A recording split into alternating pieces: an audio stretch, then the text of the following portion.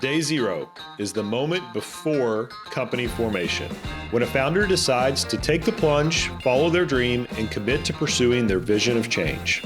On day zero, you'll hear founders tell their story. From the initial idea, through reactions by critics and skeptics, setbacks and successes, we'll cover it all.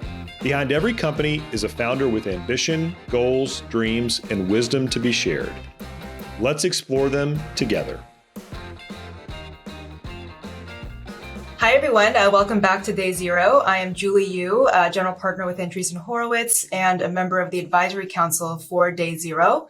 And today it is my sincere pleasure to be hosting Leshika Samarasinghe, who is a founding general partner of Twine Ventures, amongst many other things. So Leshika, welcome. It's such a pleasure to chat with you, Julie. Awesome. So glad we're doing this. Why don't we start with you? I don't know that there's anything that you could call a traditional path into venture capital these days, but you do have quite an interesting background. So tell us about your journey, upbringing, sort of what led you down the path to founding Twine Ventures. Sure. So I've had a non-traditional personal and professional path, to say the least. My family and I emigrated from Sri Lanka when I was really young at the start of that country's civil war and landed in Erie, Pennsylvania, which is a manufacturing town along the lake where my parents ran a small laundromat and where some of my best friends still live to this day. It was a fun place to grow up, but I wanted a break from the 10 feet of lake effect snow and happened to be pretty decent at standardized tests. So I was very lucky to end up at Stanford, which was like this promised land to me with palm trees and sunshine everywhere. Google was recruiting on campus my senior year, and I joined as an early member of the product team and had a front row seat to that company's tremendous growth, which was really incredibly special to be a part of. As the company got bigger, I went to smaller and smaller offices because I wanted to be part of more nimble operating environments. And that's when I realized I had the startup bug.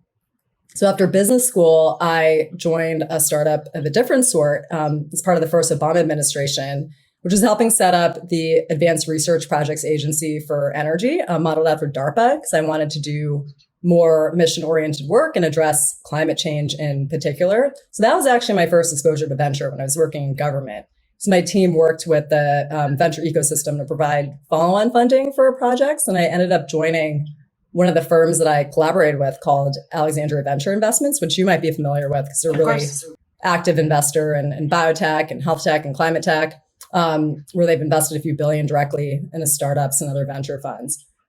I then came back to the Bay Area and joined a former Google colleague, David Freeberg, and running the production board for the last 5 years, which is a venture studio here in San Francisco, where we were co-founding companies from the ground up with a strong focus on health and sustainability, and had Alphabet and Gates and other great investors around the table. So that was both investing and operating experience for me because we were very much in the trenches alongside our founders. So it's been a varied path to founding Twine, but I think the theme that runs through is working on mission-driven problems and then working with teams at the earliest stages.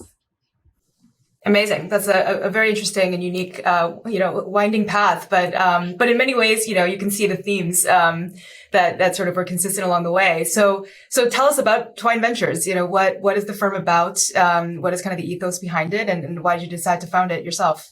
Yeah. So Twine is an early stage venture firm, primarily focused on seed, investing in purpose-driven companies. And I think there are a few areas that are most conducive to building those kinds of businesses, which is health, climate, and financial empowerment. So that's what I focus on at Twine. I personally believe there's never been a more exciting time to be investing in general, and in particular, those sectors, because I think this next generation of founders are especially motivated to work on things that matter. And I think, most importantly, talent does too, which is by far the hardest thing in this market, is not only finding, but retaining great people. As far as why, start a firm, I think it's starting a venture firm is the same reason a founder starts a company. You're passionate about a mission, you see a need. In this case, it's for dedicated seed capital in areas like healthcare, which isn't quite yet as specialized as downstream capital in those sectors. And, fundamentally, it's about having a sense of agency and wanting to be a builder, especially if you're an entrepreneurial person.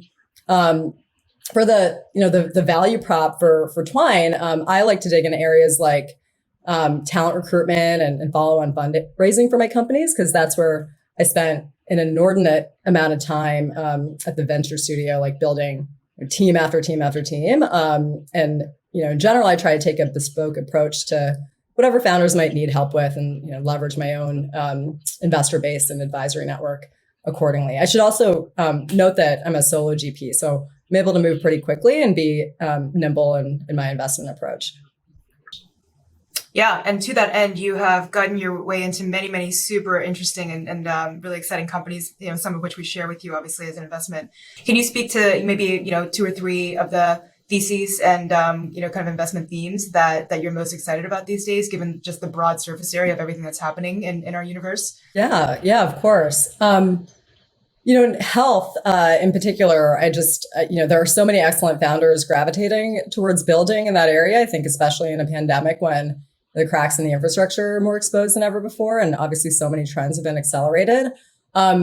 Within that theme, I've particularly been gravitating towards infrastructure opportunities to improve, similar to you, to improve things like operational efficiency and quality of care delivery on the front lines. And have backed companies like Capella that improve quality outcomes for surgical teams.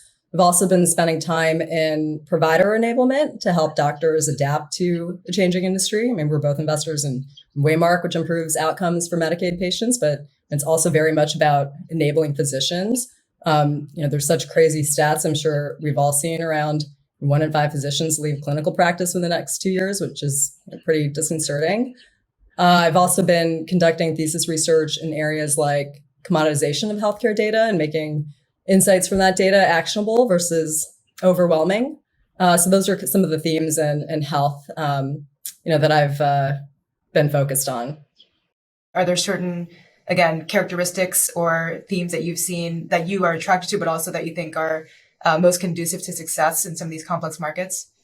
Yeah. So, for types of founders, clearly there's having a strong founder market fit, and then also, working with founders who are great at communicating a narrative, as is what you're doing all day long as a founder, for talent, to investors, to customers.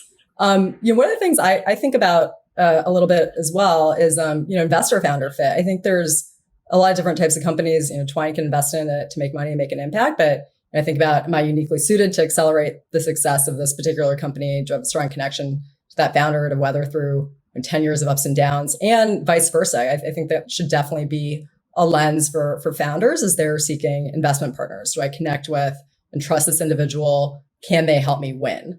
I think forging that connection can oftentimes be, it can be more challenging in a world of like Zoom investing, which is, why I'm actually often on a plane now that we can do that again. So it's probably a little less efficient than Zoom, but I think it matters when you're establishing trust and developing relationships that can hopefully lead to better outcomes for all in the long term. And, it's just more fun too. And I think fun is an important part in all of our jobs.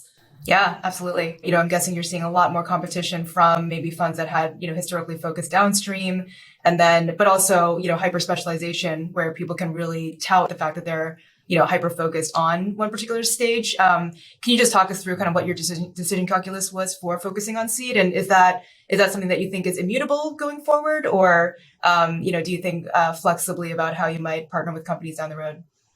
Yeah, I focus on seed because I really love early stage. At the venture studio is co-founding companies. It doesn't get much earlier than that. And so I kind of love operating when things are kind of at their messiest and most ambiguous. And again, really helping get companies off the ground. And so I think that is more to do with like my skill set and where I enjoy spending time. And I do think at the seed stages, things seem to be a bit more collaborative.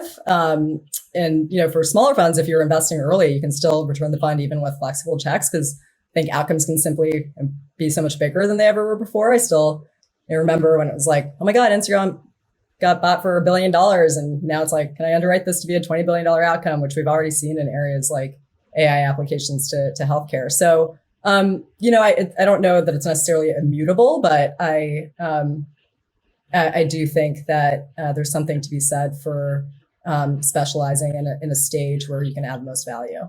We've been talking a lot about funding the companies, but obviously, some people underappreciate the fact that you as a fund have to fundraise as well. And, given that this was your first time, sort of going to bat on your own as a GP, what were some of your guiding principles as you started your fundraising process? And, what surprised you the most as you were going through that process, given all the dynamics in the market today? Venture firms raise money from limited partners or LPs. You can, range from high net worth individuals to, huge multi-billion-dollar college endowments, which are institutional investors. And, the funny thing in raising money for a company, your lead investor can oftentimes want to take as much of the round as possible. And, for institutional investors in a fund, they're actually limited in owning more than a certain amount of a fund. So, for a lot of new firms, it ends up being a long list of LPs, and you have like hundreds of conversations as you're fundraising, which can definitely be exhausting. For me, I found what I call like fund of funds or investment funds dedicated to investing in other venture funds to be helpful, as they have a lot of experience helping new firms ramp and can be a bit more nimble than say a pension fund that couldn't write a check small enough for a small fund. So I'm lucky to be working with a few like Boundary Group out of Colorado have been very helpful. I've also tried to be pretty intentional about going after individual LPs who can provide leverage for me in the portfolio. As a solo GP, you're constantly thinking about leverage and how you can create it. So, I'm lucky to have executives from One Medical and other awesome healthcare companies whose network I or my portfolio can tap into, or engineering leads from Google and Amazon who can help with CTO recruitment or help diligence AI companies. So it's pretty analogous to having strategic angels on your cap table. I think at a macro level, as part of this wave of innovation that's happening in new funds and new strategies, there's also lots of new ways for investors to fundraise, like rolling funds via AngelList, or there's fintech startups that specialize in matching LPs with alternatives, which is an asset class venture falls into, or special purpose vehicles. And I think these are all welcome and needed innovations, and it offers founders more choice from where and from whom they can access capital versus when I started in venture, it was only a small handful of firms calling all the shots, and if you didn't get capital from them, you're out of luck. So,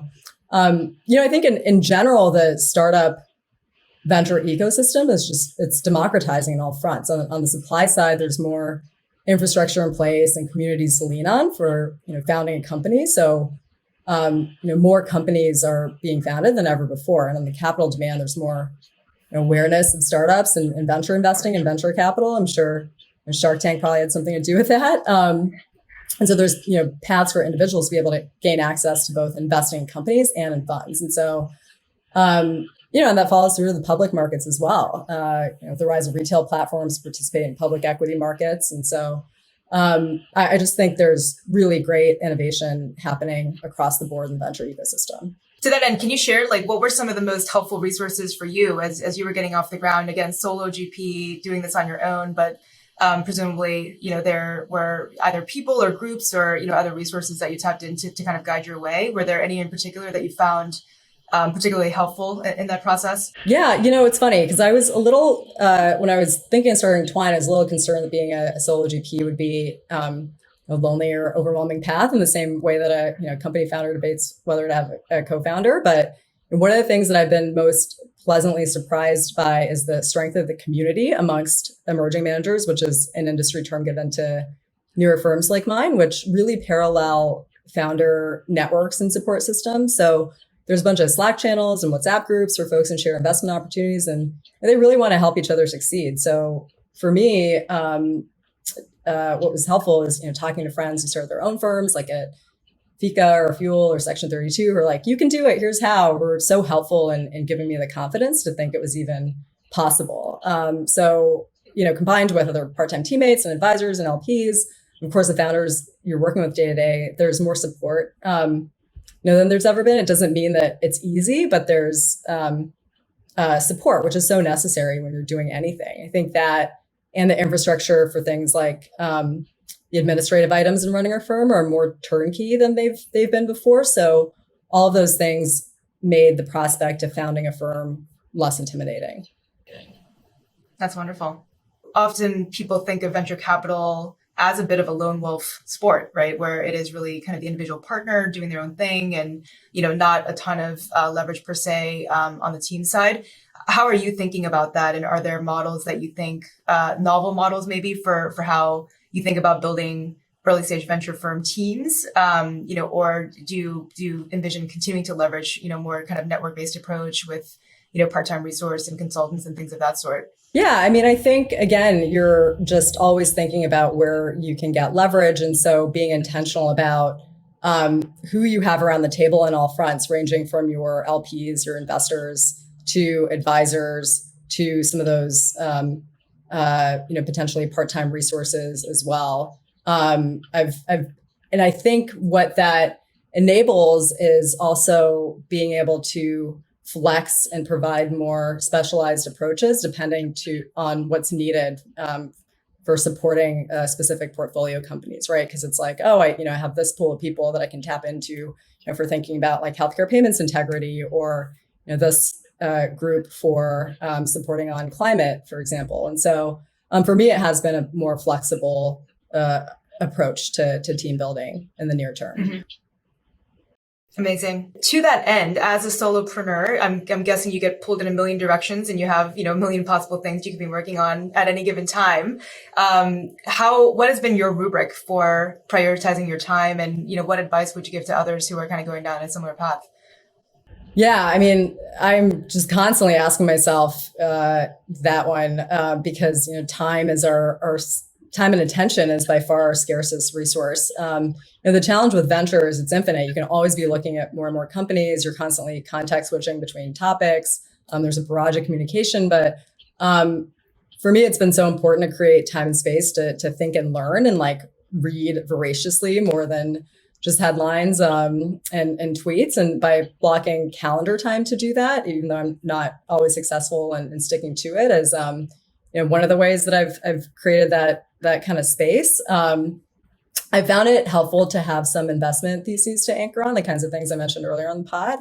Part of that's coming from a studio background where we go super deep into topics before incubating, so that you can center yourself somewhat in the universe of things you could be looking at and have a perspective, although not be prescriptive, because founders are always the ones that are going to be closest to what innovation is actually needed. That way you can have a prepared mind going into conversations with founders, have the ability to move quickly, and again, hopefully be better positioned to help them win. And so, taking the time to think, like having those investment theses or some of the ways that I prioritize my time. I'm also probably an atypical VC in that I don't spend any time on social really, and on VC Twitter in particular. For me, it's like putting that time and attention into a ground game and like one-on-one relationship building with downstream investors or customers. It could be helpful to my companies. And so venture firms is a company, and like all companies, you want to have a strategy and align it with your core competencies. So on Twitter, I'd write like, let's go with 5 O's. Like that just wouldn't be one of my fortes. I'd get like 5 likes and it'd be really sad. It's probably all for the better that you're not distracted by everything happening in that universe. But that's great. No, it sounds like you're being very focused. Given that you're just getting started, and it sounds like you sort of knew that you wanted to do something on your own. But I'm curious if for whatever reason you weren't doing Twine today, what do you think you would be doing? Potentially being like an urban planner. I actually considered studying that in college, as I have this obsession with cities and how they're built and run and the virtuous cycles that happen in them, which I think was especially missed during lockdowns. I thought about that quite a bit. It's funny, my husband and I always have this debate about where to go on vacation. He's very much a beach person, and I always want to explore a new city. I think I always want that action and stimulation, which is probably why a career in venture appeals to me. That or be a full-time scuba diver, which is another activity I really enjoy. Awesome. Yeah, there's some parallel between urban planning and investing in companies and company building, for sure. I guess a last question here would be, as you think about 2022, obviously, very, very active times on the market side, right? What's happening in the public markets, as you said, just more capital pouring in, but also a lot of questions about, what will 2022 look like from a capital markets perspective. Do you have any particular points of view on how you feel that will impact the early stage game that you're playing, and any other major kind of themes that you think about as you build your strategy for the next 12 months? I'm just couldn't be more excited. I mean, I think that there's a lot of new firms, there's a lot happening in the markets, there's volatilities, but there's more new companies being started than ever before, in a more diverse set of industries and a more diverse set of geographies, and by more diverse founders than ever before. So I just, again, think it's a really exciting time to be investing right now. And it's a little bit messy because of this explosion of companies and firms and matching the right capital, the right founders. But I guess in that inefficiency is where you're able to generate some alpha for your own firm. And so I think that the volatility in the public markets, I haven't seen that quite translate to early stage valuations and affecting early stage valuations and things like that. But we probably might see that in the coming months. But the macro areas that I'm investing in, I think there's kind of a lot of secular tailwinds, and those markets will continue to grow. So in general, again, a really exciting time to be an early stage investor. Amazing. Thank you so much for your insights, and congrats on Twine. And we look forward to collaborating more with you as you find great companies to invest in. Thank you. Same. This was awesome. Again, I really appreciate your taking the time. Such a big fan of your work and portfolio. So it's an honor to be on the show.